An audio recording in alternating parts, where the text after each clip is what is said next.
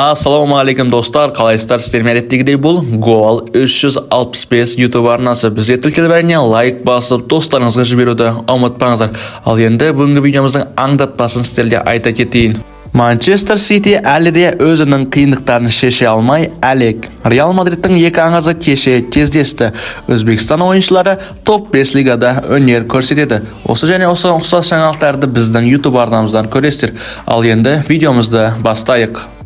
Барселона клубы күтпеген шешім қабылдады. Клуб нидерландиялық жартылай қорғаушы Френки де Йонгты 30-40 миллион еуроға қысқы трансфер кезінде сатып жіберуге дайын. Оған себеп әрине командада Френки де Йонгтың орнын жас ойыншылар басылады деп жатыр. Барса бапкері Ханс Дитер Флик. Френки де Йонгтың орнын басуға үміткерлер Берналь және Касадо. Тағы да бір себеп әрине Френки де Йонгтың жоғары жалақы алуы. Барселонада қазір ең қымбат жалақы алатын осы Френки де Йонг. Негізінде Френки де Йонгты менің ойымша сатып жібергені дұрыс, бірақ енді 30-40 миллион еуро дегені арзан секілді. Алдыңғы маусымда осы ойыншыға қатты қызығып отырып, қазір берсеңдер қазірек алып кетеміз деп отқан Манчестер Юнайтед клубы еді. Манчестер Юнайтедте енді Эрик Тен Хаг кеткеннен кейін олардың қазіргі бапкері Рубен Аморим маған Френки керек емес деп жатыр. Енді АПЛдың тағы бір клубы Тоттенхэм клубы да осы Постекоглуның командасы Френки де Йонгты алуға дайын. Тоттенхэм басшылығын білеміз, олар ақшаға өте қатты 25 миллион еуро беріңдер, Френкиді осы қыста алып кетеміз деп жатыр. Ал Барса клубы болса оған көнбей жатыр. Де Йонгты алуға білек сыбанып алған клубтар қазір Бавария, Тоттенхэм және Манчестер Юнайтед. Негізіне Баварияға барса да дұрыс, және осы Тоттенхэмде де барған дұрыс сияқты. Тоттенхэмде баратын болса әрине негізі құрам ойыншысы болады. Тоттенхэмнің қызығып отқан себебі әрине ол Френки де Йонг допты жақсы ұстай алады және пастары да керемет деп жатыр. Ал Барса клубы болса осындай ойыншыны бағаламай жатыр ма? Қалай? Өз ойларыңызды әрине комментарияға жазуларыңызға болады.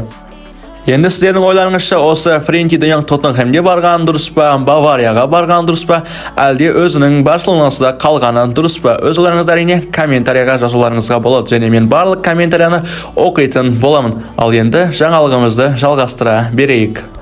Суперлига футболда жаңа дәуір мен футбол әлемінде қазіргі топ клубтардың президенттері, мысалға Реал Мадридтің президенті Флорентино Перес те Суперлигаға қатысқысы келеді, және бұған енді себеп ақшаның көп болуы, бірақ енді оған FIFA және UEFA қарсы болып жатыр. Енді Суперлигада 32 клуб қатысады. Суперлиганың бас тартушылығы әрине қаржылық пайда. Турнир клубтарға Чемпиондар лигасын әлде қайда көп сыйақы ұсынады. Осы себептен де көптеген командалар жаңа форматқа қызығушылық танытуда.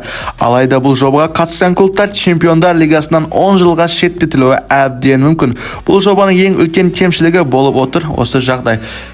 Ла Лиганың Барселона клубы және Реал Мадрид клубы Атлетико клубтарда осы лигаға қатысқысы келеді екен. АПЛ және Бундеслига клубтары Суперлигаға қатысудан бас тартты. Дегенмен Ла Лига, Серия А және Лига 1 клубтары бұл ұсынысты қолдауға дайын. Осы шешімнің артық қаржылық қиындықтардан шығудың жолын іздеген клубтары мүддесі үшін. Суперлига футбол әлеміне жаңа дәуір бастауы мүмкін, бірақ ол дәстүрлі турнирлерінің құндылығын төмендетіп, жанкүйерлер арасында үлкен пікірталас тудырады. Клубтардың қаржылық пайдасын жанкүйерлерге эмоциясын жоғары қою футболдың болашағына қалай әсер етеді екен? Сіз қалай ойлайсыз? Суперлига футболдың дамуы үшін жаңа мүмкіндік пе, әлде тарих пен дәстүрді бұзу ма? Пікірлеріңізді комментарияға қалдыруларыңызға болады. Менің ойымша осы Чемпиондар лигасы жақсы. Ата дәуірімізде 1900 жылдардан 20 ғасырлардан бері келе жатқан лига. Сол лигаға қатысып жүрген жақсы ма деп ойлап қоямын.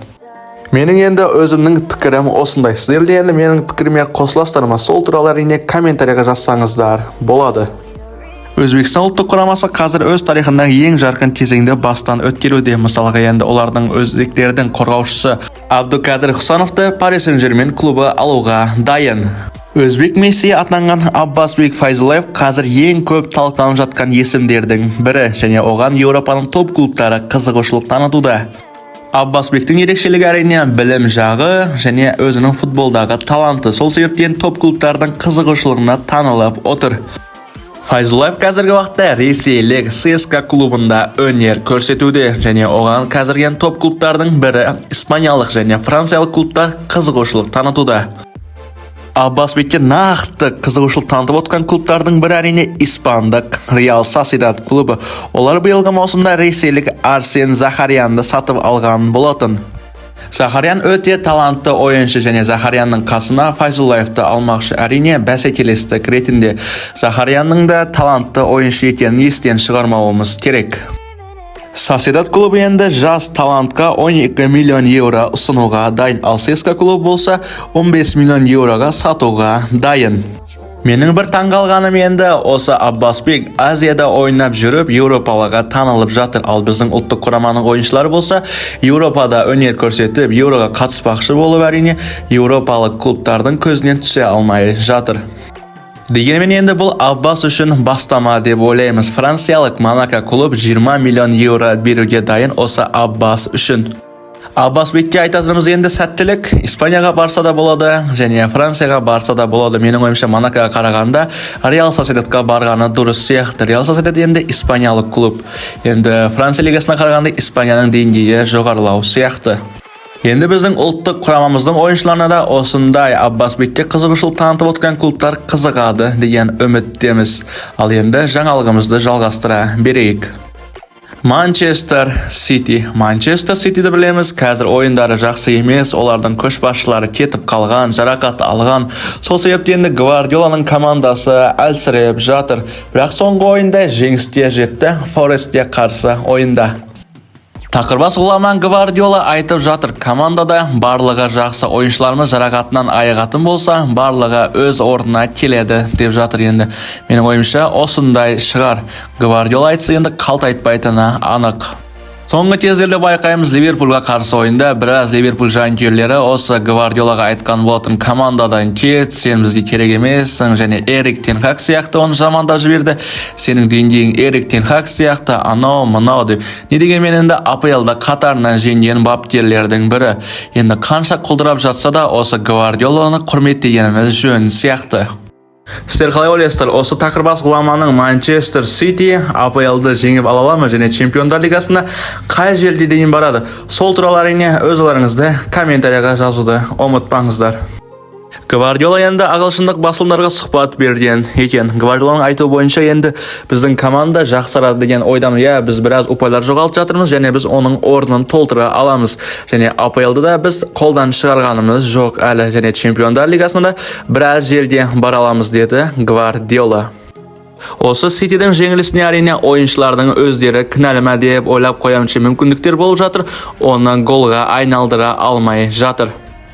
Ситиде негізгі мәселе болып жатқан әрине қорғаушылардың кінәсі және жартылай қорғаушылардың жарақат алуы және олардың спорттық формасында болмауы. Мысалға Гюндоган спорттық формасында емес, Барселонадан келіп өзін жақсы көрсете алмай жатыр. Ал Родриге келетін болсақ әрине, Родри команданың моторы болған, жүрегі болған. Бұл да енді жарақат алып, Гвардиоланың командасына көмек бере алмай жатыр. Ал енді жаңалығымызды жалғастыра берейік достар. Енді сіздер лайк басуды ұмытпаңыздар. Қазір ғана ерінбей лайк басып берсеңіздер, біз өте қатты қуанышты болар едік. Реал аңыздар енді Азияда кездесті. Әрине Реал Мадридтің жұлдызды шабуылшысы Карим Бензема және Реалдың гоаты Криштиану Роналду кеше өздері ойын өткізді. Аль-Иттихад және Аль-Наср арасындағы ойын. Аль-Иттихадтың жерінде болған ойында Криштиану Роналдуның командасы жеңіліп қалды өкінішке орай, ал Карим Бенземаның командасы жеңді 2-1 есеппен. Бұл жерде айтатыным әрине Криштиану Роналдуның командасы нашарлау болып жатыр. Оған себеп енді Криштиану Роналдудан басқа команданың барлық ойыншылары жақсы өнер көрсете алмай жатыр және турнирлік кестеде 4-ші орында тұр. Ал Каримнің командасы болса 1-ші орында тұр, 13 ойын және 36 ұпай. Ал Криштиану командасы болса қанша ұпай деп ойлайсыздар? Әрине 13 ойын 25 ұпай болыпты. Сонда 13 ойында шамамен әр ойын сайын 2 ұпайдан алып жатқан сияқты. Криштиану Роналду енді Аль-Насрды өзі сүйреп жүр десек те болар. Енді гол салып жатыр, пенальти арқылы болса да, қалай болса да команданы алға сүйреп жатыр. Ал командаластары болса өздері жақсы өнер көрсете алмай жатыр. Криштиану жасы қазір 39 жаста. 39 жаста гол салу енді бір менің ойымша ғаламат нәрсе деп ойлаймын. Енді Ronaldo Saudi чемпионатын жеңе алмай әлек болды. Мысалға Real Madrid'де La Ligаны жеңді, Juventus'та Serie A'ны жеңді, United'де APL'ды жеңді. Ал Саудия лигасында әлі чемпионатты ешқашан жеңе алмайтын сияқты осындай ойынымен. Енді ойыншылардың кінәсі деп ойлаймын. Басқа ойыншылар, мысалға енді ортан қол деңгейдегі ойыншылар. Осы маусымда Криштиану Роналду мен Карим Бензема 13 ойын өткізген, 10 голдан салған. Ал достар, біздің жаңалығымыз осы енді. Арнамызға тіркеліп лайк басып, достарыңызға жіберіп, комментария жазуды ұмытпаңыздар. Сіздердің әрбір басқан лайктарыңыз және комментарияларыңыз біз үшін үлкен мотивация.